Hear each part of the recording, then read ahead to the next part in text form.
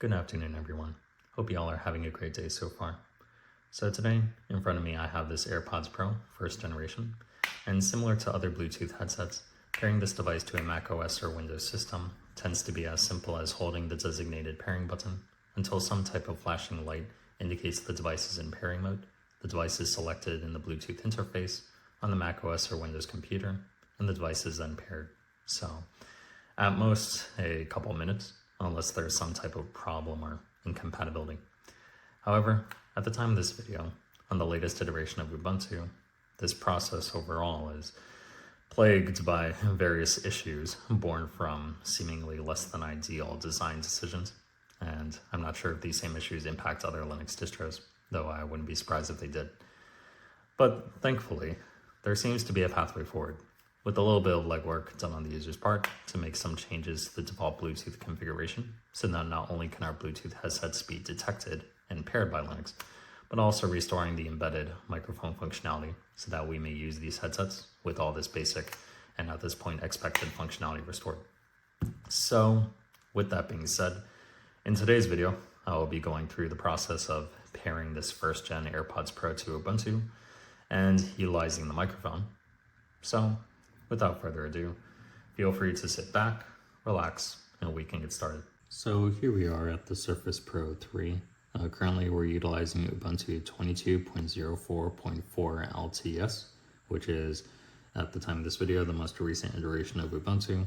And when we navigate to the Bluetooth settings, open up the AirPods container and attempts to pair it, we can see that the white light is flashing, and it looks like our AirPods are detected. However, they seem to be endlessly spinning instead of connecting. So to make the AirPods connect, there are a few different things which we can try. Currently, Pulse Audio only supports HSP, which is at handset profile. For the AirPods to work, it needs to support HFP as well, which is at hands-free profile. We are going to talk about that a little bit more in a second.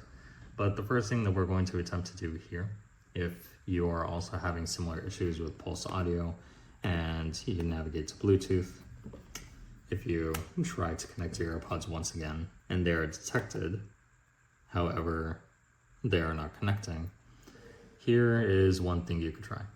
So if we are to go ahead and open a terminal window and type in the following command, we can see that the current server we are using with Ubuntu is this Pulse Audio.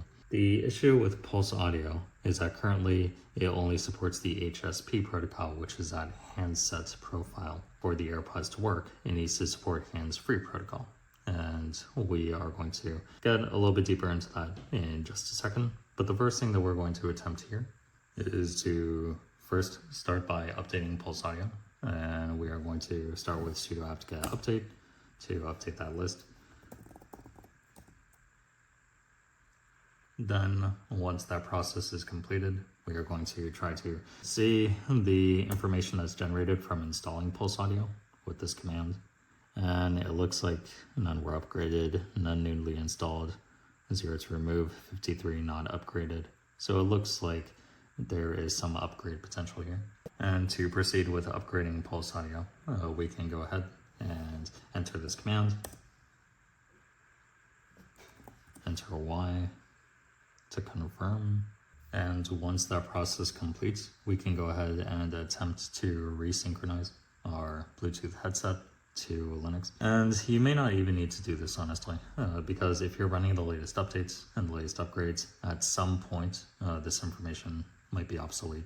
It might just be able to work the very first time that you go ahead and connect it. But if for some reason doing this update still does not connect to your particular headphones, whether to the AirPods Pro or another Bluetooth headset, then there are a couple other things that we could try as well. So entering this command, we are going to be modifying the main configuration file for the Bluetooth stack. Once again, entering our password if we're prompted to do so. I prefer to use gedit, however you can also use nano to edit this file. Once we find this controller mode line, we can go ahead and change tool to Breader and remove that hash. And essentially what this does is that it changes to that BR EDR profile, which is an acronym for Bluetooth Basic Rate Enhanced Data Rate, or also known as Classic Bluetooth. The LE that we see over here stands for low energy, which is a new kind of Bluetooth. So in this configuration, you can switch between Britter or LE to see if in one of those modes your AirPods would be detected, or whichever Bluetooth headset you're using. So from here, we can go ahead and click save to save our configuration, and we can go ahead and exit this window.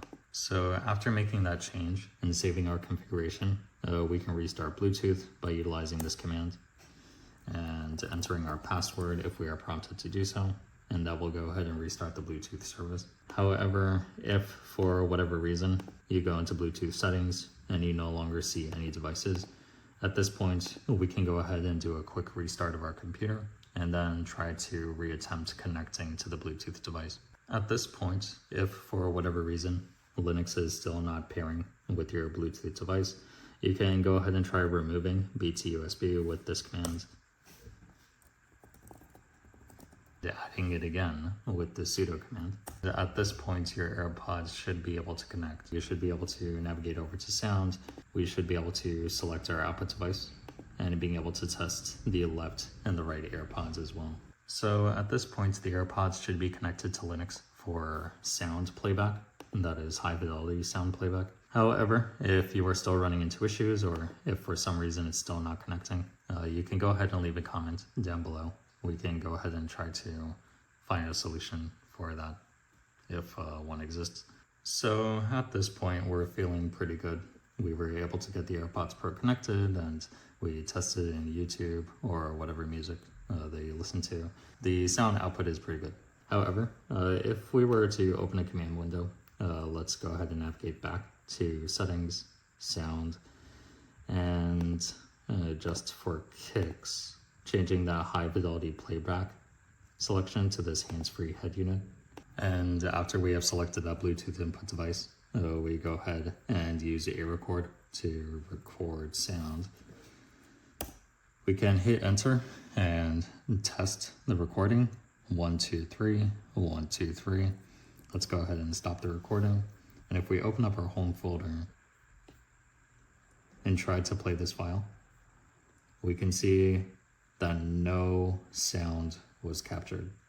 We're pressing the play button, but nothing is playing back. This is where it gets interesting, since previously, when we attempted to connect to that HFP profile, even though we were able to select it inside the settings menu, it still didn't work, as we saw. So one solution that we are going to try here is by replacing Pulse Audio with PipeWire. Now, for those unaware, and I'm going to post a link to the project in the description, PipeWire is this project which aims to greatly improve the handling of audio and video under Linux, providing a low latency graph-based processing engine on top of the audio and video devices that can be used to support the use cases currently handled by both Pulse Audio and Jack. And that would include this use case here. So that is using the microphone on Bluetooth audio devices for their intended purpose, which is, of course, to capture audio and to be used for video conferencing and things like that as well. So it is claiming to be designed with a powerful security model, which makes interacting with audio and video devices from containerized applications easy, supporting Flatpak applications alongside Wayland and Flatpak.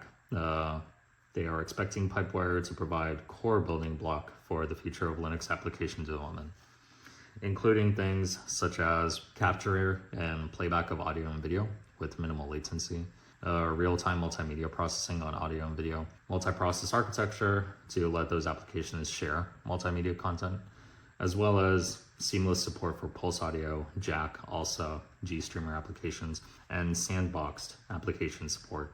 There is more information about this project on pipewire.org, which of course I will leave in the description as I mentioned. But moving forward, we are going to be using a PPA to add PipeWire, and it will be added using this command over here. If I could get the camera to focus. There we go. And once I hit enter, it is a sudo command, enter our password, and then it will begin to add and we can press enter to continue. After that process completes, we will go ahead and enter in this command to update the PBA packages. And at the time of this video, there's also a dependency we need to install with PipeWire. Otherwise, we will face an issue of Bluetooth headset won't connect after installing PipeWire. And we're going to enter this command to install that dependency. Entering Y to confirm. Once that completes, we are going to enter this command to install the client libraries. And following that, we're going to reload the daemon. Don't mind the typo that I just made there. So now we are going to enter this command to disable the pulse audio service and the pulse audio socket. And at this point, if you're wearing your AirPods or whichever other headphones you have, then you may hear them disconnect at this point. And for good measure, we are also going to mask pulse audio as well. And let's go ahead and use this command to enable the PipeWire media session service. After entering all those commands, we can go ahead and enter our previous PipeCTL info command to see if we are running PipeWire. And it looks like the connection has been refused. So to mitigate that, we can go ahead and install WirePlumber. Just to give some background on WirePlumber before we go ahead and install it, I'll leave the link to the PipeWire pages describing WirePlumber in the description of this video. But WirePlumber is a modular session policy manager for PipeWire, and it's a G-object-based high-level library that wraps the PipeWire's API. So it provides convenience for writing that daemon's modules, as well as any external tools for managing PipeWire. And the daemon for WirePlumber also implements the session and policy management service. So following that modular design, having plugins which implement the actual management functionality. And the WirePlumber library provides an API that allows you to extend the WirePlumber daemon to write management or status tools for PipeWire. So for apps that don't do actual media streaming, and to write custom session managers for embedded devices. So we can proceed by using this command to install WirePlumber.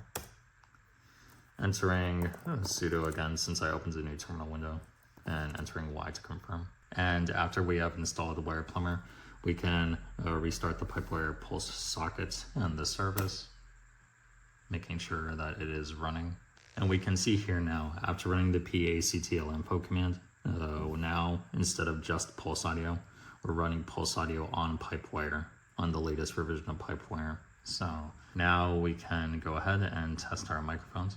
And at this point, if we disconnected our headphones previously, we can go ahead and reconnect them. So if we have committed all these steps correctly, we should see that the PipeWire pulse service and the PipeWire pulse socket should both be active, running, and in the green. And I had to do a little bit of troubleshooting, but if we continue to scroll through, a couple of the commands that you could use to restart PipeWire is over here. And to check the status, as we've seen over there, let's scroll up a little bit more. Masking pulse audio, now enabling PipeWire media session service, etc. So those commands are here, and if you would need the commands that I entered in this video, I can go ahead and paste them in the description if necessary. But for now, just making sure that the pulse socket and the pulse service are active and running before we proceed to the next step. So at this point, I would recommend to restart the computer, making sure that all necessary changes take effect. So once you have started up the computer, you can go ahead and go into terminal and check on the status of PulseWire, making sure that it's still active and still working. And as we can see, after entering this command, we can see that the PipeWire pulse service and the pulse socket are both active and running. So from here, we can go ahead and navigate over to our Bluetooth settings. And after connecting our Bluetooth headphones, if we go down to sound, we can see that we could select different output devices. We are on the HSP-HFP codec, and now we can see some promising results here. As you can see, I'm speaking right now, and when I snap my fingers over here, it's capturing the audio, it seems. If we go over to the internal microphone on this computer, it captures that as well. So all the equipment seems to be working correctly. So now we can go ahead and open a terminal window. We can use the record to record a test file. 1, 2, 3, 1, 2, 3. We can go ahead and use Control-C to stop.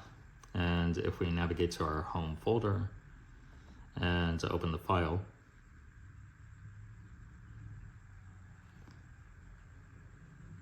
it's playing through my headphones.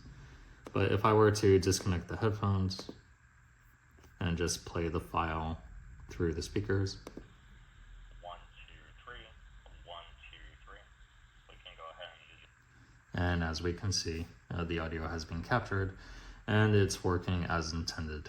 And there you have it. You should now be able to utilize your AirPods Pro on Ubuntu with microphone for video conferencing, recording, and that sort of thing.